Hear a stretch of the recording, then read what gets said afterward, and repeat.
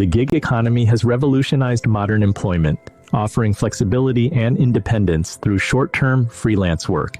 Driven by economic needs and technological advancements, this new work model allows individuals to choose their hours, work locations, and project commitments, providing a better work-life balance.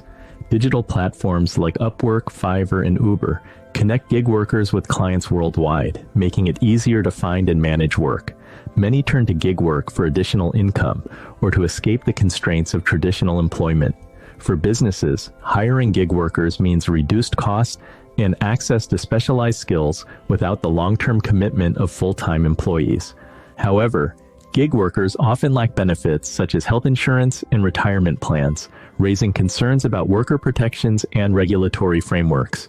As technology continues to evolve, the gig economy will expand, driven by the growing demand for flexible work arrangements, offering new opportunities and challenges for both workers and employers.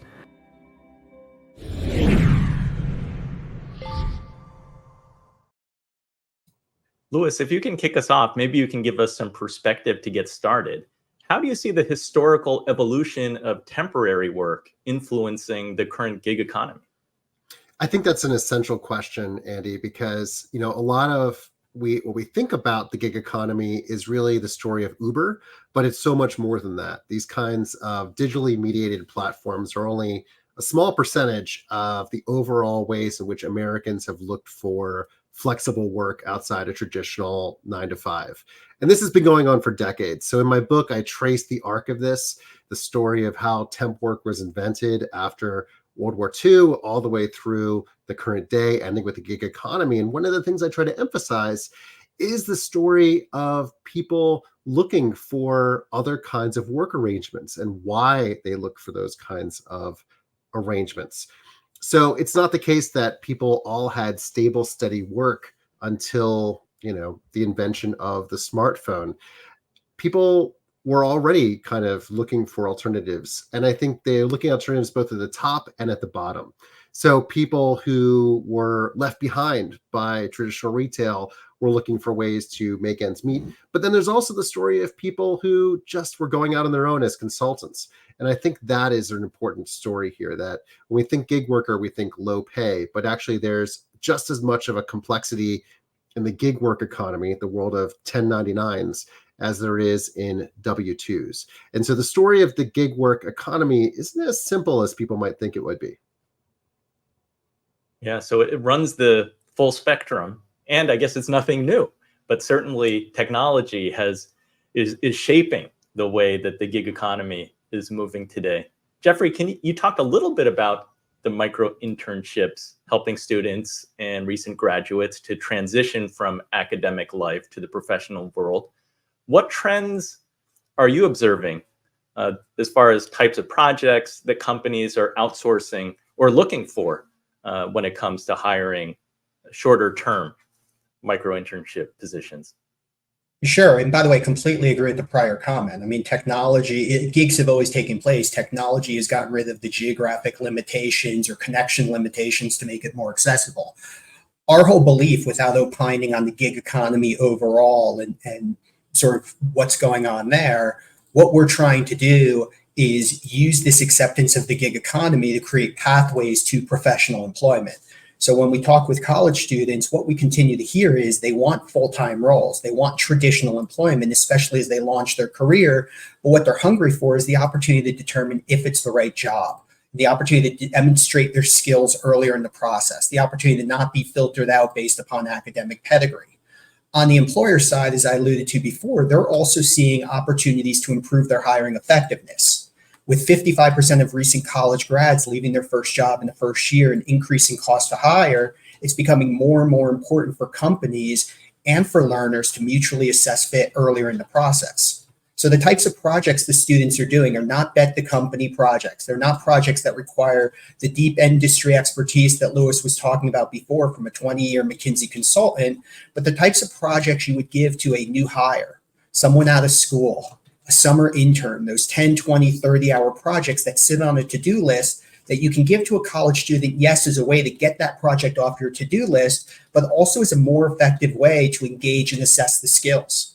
We all see people with great resumes or who interview really well, but when they start the role, you realize they don't have the right communication skills or problem solving or coachability.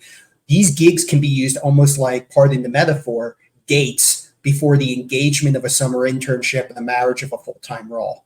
And by the way, that metaphor was less creepy when a college student shared it with me as opposed to a 40-something married guy. But it seems to be apropos. What percentage of the students who take these positions get hired by the company versus use it as a stepping stone? Yeah, the metric we actually keep track of is 96.1% of students who complete micro internships are professionally employed upon graduation. And while I obviously would love to see that be 100%, it compares very, very favorably to the fact that 47% of recent college grads are unemployed. Now, we don't expect and we don't want to see 100% of the students do a single micro internship and get hired by that company. We certainly see it quite a bit. And again, a lot of companies are using it as a recruiting tool, but it's also an opportunity to figure out if something's not the right fit. So for instance, we worked with a company that was looking to make 10 full-time hires. They selected 25 micro interns to do the project.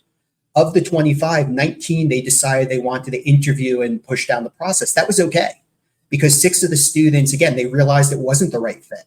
Of those 19, they ultimately hired 14. Again, that was a great outcome. They were 40% above their goal, but they also made sure they made the right hires. A year and a half later, by the way, 100% of those students are still there. Makes a lot of sense. Sergio, from your extensive experience, how has the gig economy evolved in recent years? And what are key factors driving this change? Yeah, I mean, the gig economy, well, we're the largest channel in the country when it comes to the gig economy with over 300,000 subscribers. And I receive thousands of emails literally every week from all types of gig workers. But as the professor correctly stated, there is a history of this. I mean, you know, the gig economy in itself is only a decade, maybe 12 years old, as we know it with Uber, obviously, and Lyft and DoorDash and whatever not. But, you know, it comes with its own set of problems, obviously. And as, you know, I'm not sure if we can call ourselves gig workers as true independent contractors, just due to the fact that we don't have any pricing power. Now, I give all these companies an immense amount of credit for creating these amazing marketplaces. You know, in a 2-sided or a 3-sided marketplace, you know, they have this power and the asymmetric information advantage over the consumer and as well as the driver courier groups, right? So the problems that I see, and I speak to thousands of gig workers every week, there are quite a few, but then the key concept of this was, there are a lot of independent contractors in this country, or self-employed people. There's over 60 million last count that I figured, and they do many different things, right? From plumbers and air conditioning contractors and electricians and whatever they are. But they do have pricing power, right? That's one thing that I'm seeing lately, especially last 3 years. The companies in a rush to become profitable because their growth phases have kind of subsided, but now they're trying to turn profitable, and in a 2 or 3-sided marketplace to turn profits, they have to charge as much as they can and they have to pay as little as they can, and earnings have become a major issue for a lot of gig workers.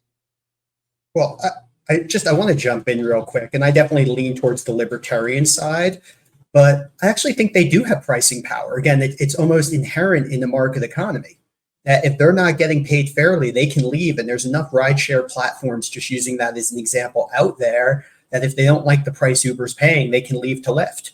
The fact is, I think the gig economy is a perfect example of the market working. I think it's a perfect example of how markets can overcome regulatory burdens. I mean, look at the emergence of Uber. I mean, that was taking advantage of the fact that there was this arcane regulatory infrastructure tied to the medallion system, and Uber created a technological way to improve it.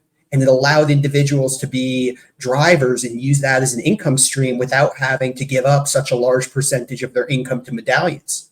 And if they're not happy with, again, the rev share that Uber's offering or the pricing, they can go elsewhere. Elsewhere is all good, but as we know, there's a duopoly that exists between Uber and Lyft and rideshare, and obviously DoorDash being the top dog in the delivery game.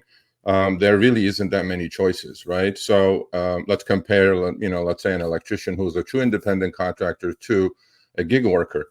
The price of the job is set by these companies. There is you're assuming the market, but you're assuming their choices are only driving a car. You're assuming their choices are only Lyft, Uber, or DoorDash. The reality is they could get other hourly jobs. I mean, again, it's the market. They're making that choice to drive.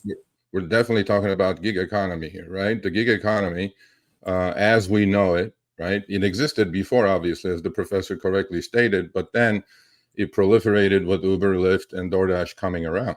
So the gig economy is what it is today because of Uber and Lyft and DoorDash. And then the choices are obvious, right? If you're not profitable, if you're not making any money, if you're not surviving, obviously you can go get a W-2, but we're not talking about that. Or you can go to TaskRabbit. Well, absolutely, yeah. Well, that's actually what we do on our channel. We try to inform and educate, hundreds of thousands of gig workers, saying that, in the old days, about 2015, 16, you can literally survive on a single app. These days, we are 100% advising our audience that they have to multi-app. Like, personally speaking, I have 8 apps on my phone. Now, I used to only have one, which was Uber. Now I have 8 apps. So as a true independent contractor that I'm considering myself, I turn them all on, right? And my time is for sale to the highest bidder. I'm basically exchanging my time for dollars. So I turn them all on and I get offers from various ones, and then I jump between one or the other one to make it profitable. But our research indicates that most people's are still on a single app. Well, and that's why I'm a fan of what you do. Again, I think right now I think we're moving towards a model of a portfolio of work, just like investors have a portfolio of assets. And this is such a huge transformation in thinking. I think that's the technology isn't really the barrier. It's with the way we think about ourselves, and it's the way that businesses think about workers, and it's the way that we think about where does stability come from in our lives. Is it from one company taking care of us, or is it from the way we can navigate this new world? Yeah, I completely agree. I mean, as big as we are, our reach is, estimated there's 3-4 million Uber drivers, another million Lyft. Hopefully they are multi-apping, millions of DoorDashers. The point is that a lot of people, right? I mean, we have grown immensely over the last couple of years as a channel, but our reach is only like, I don't know, maybe not even 10%, right? And every time I do speak to a new gig worker, I do see the struggle. Like they go, I only do DoorDash. I'm like, why are you only doing DoorDash, right? What if it's, not lunch hour or dinner hour? You're not making enough money. You should be doing rideshare in between when people are going from work to home or going out on the weekends and things like that. So to survive in the gig economy today, you must be multi-apping and you must have multiple avenues of earning streams, number one. Number two, there is a thing called deactivation in the gig economy. So everything is run by AI bots, obviously machine learning, and you're one actually complaint away from getting fired, as they call it. We used to call it getting fired, but now it's called deactivation. And to get back on these platforms is really, really difficult. So that's why we suggest, hey, you have 6, 7, 8, 9, 10 apps on all at the same time, and pick and choose and go between jobs, and be as efficient as you can. Optimize that 60 minutes that you're online, right? Not maybe 10 minutes you work for Uber, 15 minutes you work for Lyft, and 20 minutes you work for DoorDash. Well, what you did is your utilization rate is very high and your earnings are going to be very high. I think one of the hardest parts is, if I just, well, I think actually in a certain way, Jeffrey and Sergio are talking about the same problem, which is how do you take people that are seen as only useful as drivers and say, hey, you have other abilities? It's the same story for working people as it is for college students. How do you expose those talents? And those talents might not be the ability to program or something like that, but just the ability to show up on time, be reliable. And there's all kinds of ways in which we still haven't fully leveraged all this information about ourselves to find those opportunities. And by the way, I completely agree. And it's worth separating out. I mean, from an employer's perspective, the guy using employer in quote, there's three very different use cases. Again, there's the case of the DoorDash, Lyft, Uber, where it's simply about a commoditized task, driving me or driving something from one place to another. At the other extreme, it's the Catalan, which formerly was known as Hourly Nerd or even TaskRabbit, where it's more about access to great resources where I don't need someone full time, but I need access to that resource. Again, professional to help me almost as a consultant. And then you have something like Parker Dewey in the middle, where it's not about the gig itself, but the gig is a pathway to something more, a pathway for a company to recruit and for someone to get experience. And all three of those are different. And one of the things that's been really interesting to me, at least in my engagement with the professional employers out there, and again, I'm not talking the Ubers or the gig economy companies, but when we're talking with companies, they're not saying we want to replace our workers with giggers. They are not saying that. They recognize the value of the full-time employee-employer relationship. They're saying, how can we use gig-based work either to solve very concrete, direct, temporary needs, like, again, the Upworks or the Fivers, or how can we use it as a recruiting platform? Yeah, I agree with that. I agree completely. And the other thing is, like Professor, said, a lot of people are not aware of their capabilities. They really aren't. They think they're just stuck in this box that, I just deliver, I just drive. I mean, no, you have a lot more talent than you think you have. And that's the reach that we're trying to get to, with people saying that this is a stepping stone to something better for you. Use the gig economy in general as a stepping stone to your plan B if you have one. If you want to start a small business, save your money, manage your money, that you're receiving from Uber, Lyft, DoorDash, or whatever other gig apps that you're working on, and use this as a stepping stone to better your life and then to create a career for yourself. Let it be, self-employment or, create a small business for yourself. But that's the battle that we're facing quite a bit these days. People are just stuck in a rut. They go like, oh, I only do Uber. I'm like, no, you shouldn't be doing that. You should be using these apps to better your career and create a career for yourself. Because to be perfectly honest, at the moment, from all I see out there, driving for Uber, Lyft, DoorDash is not a career, right? I mean, Uber started with a slogan called "Put your side hustle on."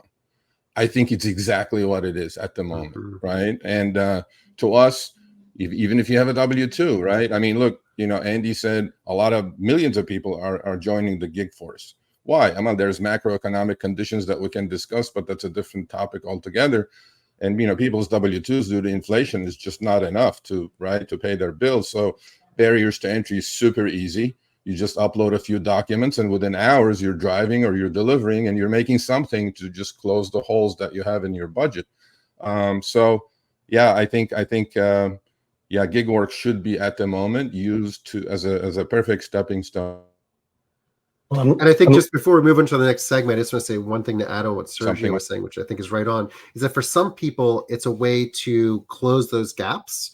It's something they do out of desperation because of the failure of regular jobs at Starbucks, at Walmart, that don't pay people enough, don't give them enough shifts, a way to fill out their time. And then for other people, it's a way to check out something new. And so I think there is that variety, that heterogeneity of gig workers that is so important. But it's important that people not be afraid if we want them to really innovate and contribute to society. I love the idea that this stability or instability. I mean, if you look back at history, working at one company your entire career and having a pension, like that's one definition of stability. But then today, maybe the future of work, stability means having choices. So we're hearing a lot of different things. And I like the idea that there's entry-level gig work, and then there are higher levels of gig work. So we're going to go there for segment 2. Frequently, freelancing tends to be a higher ticket or a higher margin gig economy job. So let's go there, segment 2.